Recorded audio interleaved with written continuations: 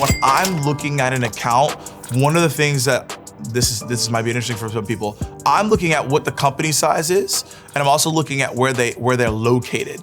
Now that may not matter as much anymore, but I'm looking at the company size. Why? Because as I continuously get more clients, or you get more clients, you're gonna start seeing a repeatable pattern. Like, okay, I'm working with clients really well from like 201 employees to like 1,000 employees. So what I'm looking at is, what are the other companies that are like that? And again, you can go more granular. In Chicago, in San Francisco, in New York.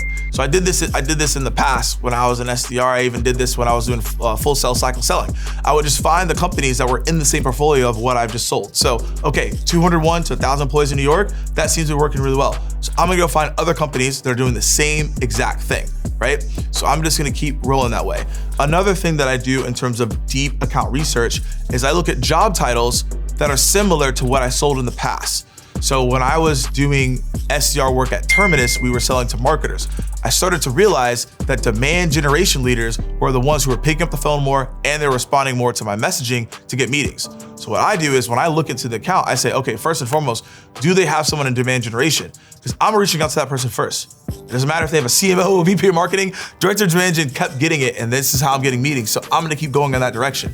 So you have to figure out what are the titles that you're looking for that lead ultimately to success. The last thing that I'll say here that I think is like really important that like I don't think people use a lot is in Sales Navigator, you can do account tiering. Like you can go put people in account tiering. So when I do a deep account research, bringing this all together, right? I'm taking those people that I want to talk to, I'm putting them in that tier 1, tier 2, tier 3. So then when I go to the account, I know who I'm looking to talk to, and I can also look at the news and who they're hiring, et cetera. I can do those things as well, but I'm creating my own account mapping tree so I know who to go after. One of the things that like I think a lot of people don't think about first is not the company that they're at, but where they worked previously.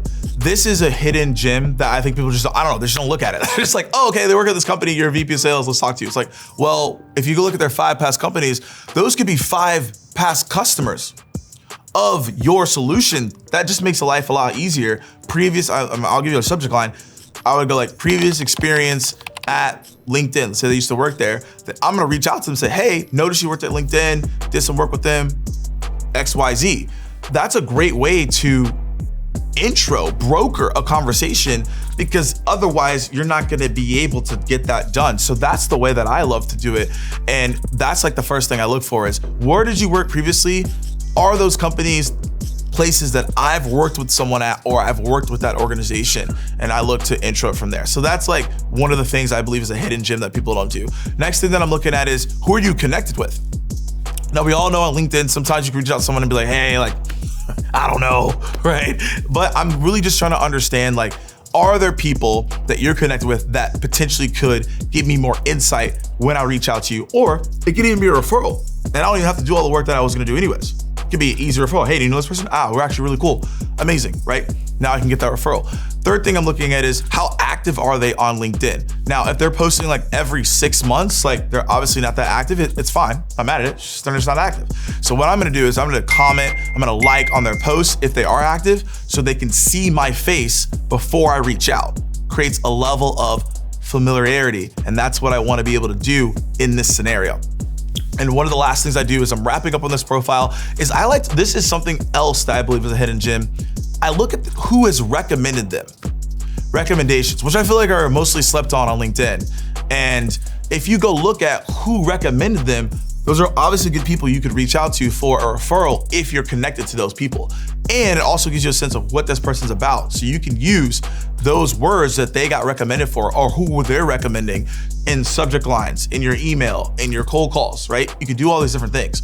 So I always tell people, pay attention to these elements when you're looking at a LinkedIn profile.